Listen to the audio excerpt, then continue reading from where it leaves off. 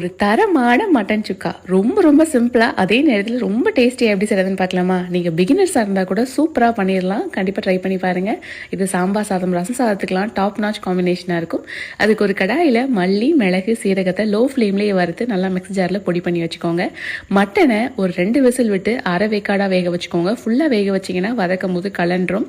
இப்போ கடாயில் நல்லெண்ணெய் சேர்த்துக்கோங்க. அது கூடவே சின்ன வெங்காயம், குண்டு மிளகாய் சேர்த்துக்கோங்க, நல்லா காரம் கொடுக்கும். அது கூடவே நார்மல் கிள்ளு மிளகாய் சேர்த்துக்கோங்க.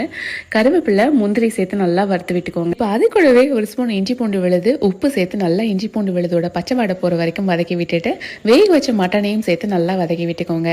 இப்போ மட்டன் வேக வச்ச தண்ணியை அது கூட சேர்த்து நல்லா கலந்து விட்டுட்டு தண்ணி இஞ்சிட்டு வரைக்கும் ஓப்பன் பேன்லேயே நல்லா கொதிக்க விடுங்க. இந்த மாதிரி கொதிக்க விடும்போது மிளகாயில் உள்ள காரம் எல்லாமே நல்லா இறங்கிடும். கடைசியாக நம்ம அரைச்ச பொடி அது கூட சேர்த்து எண்ணெய் பிரிஞ்சு வர வரைக்கும் நல்லா சுருள சுருள இந்த மாதிரி வதக்கி எடுங்க.